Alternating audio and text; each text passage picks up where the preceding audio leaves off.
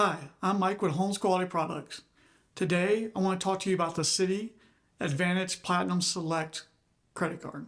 This is an American Airlines credit card, so you'll be earning points for American Airlines. Now, I have a few American Airlines cards, a couple business cards, this one. This is actually my favorite, so this is the one I recommend to most people to get if you want to get loyalty points and American Airline miles. This is probably the best card to go with. It has decent multipliers and categories. All right, the multipliers on this card are 2 points for dining, 2 points for fuel, 2 points for American Airlines, and then 1 for everything else. Now, one thing to notate with this too is you're getting loyalty points, not just miles. And just so you understand, the loyalty points are for status. So you may be able to get miles a different way, but you need loyalty points if you are worried about having status. Having status will allow you to get free check bags, seat upgrades, and some other things too. So if you fly a lot, it might be worth it to you. But if you're only flying a couple times a year, maybe not so much. This card does have a $95 annual fee. It has a current welcome offer of 75,000 miles after $3,500 in spend in 4 months.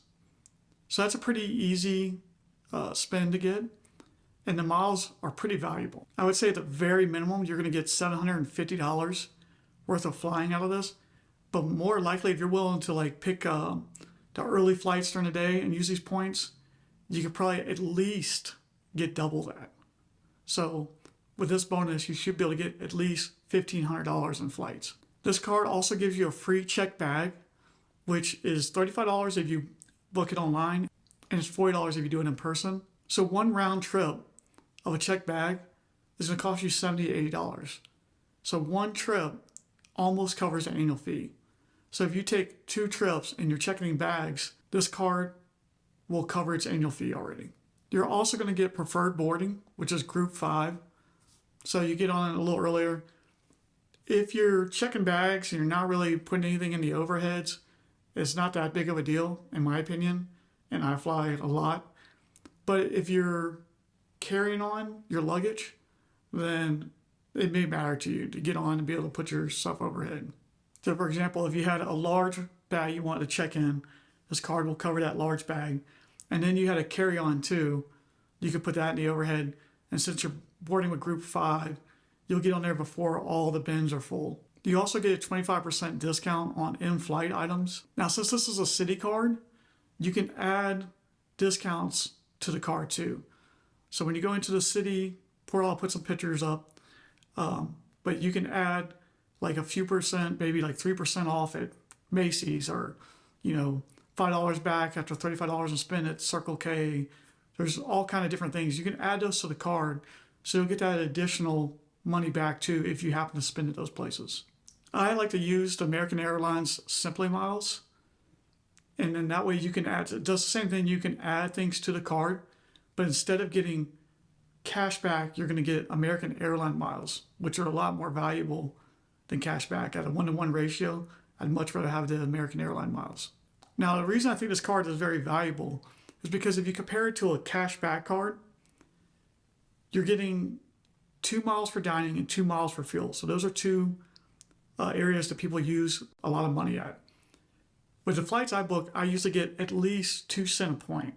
So that means if you compare that to a cashback card, you would need 4 cents per dollar on fuel and 4 cents per dollar on dining for me to feel like it's comparable to this card. Now, just so you know, let me go ahead and tell you a couple of other things, because I also use British Airways to book American Airline flights and things like that.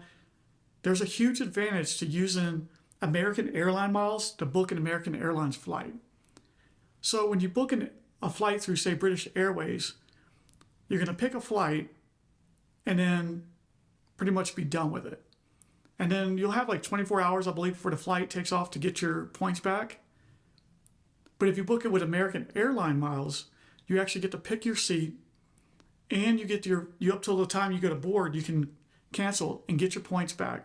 So it's almost like you're getting main cabin and trip cancellation all within this, using these points. So if you were to pay to go from basic seat to main cabin, that's $100. If you were to add trip cancellation, probably be $30, $40. I'm not sure exactly.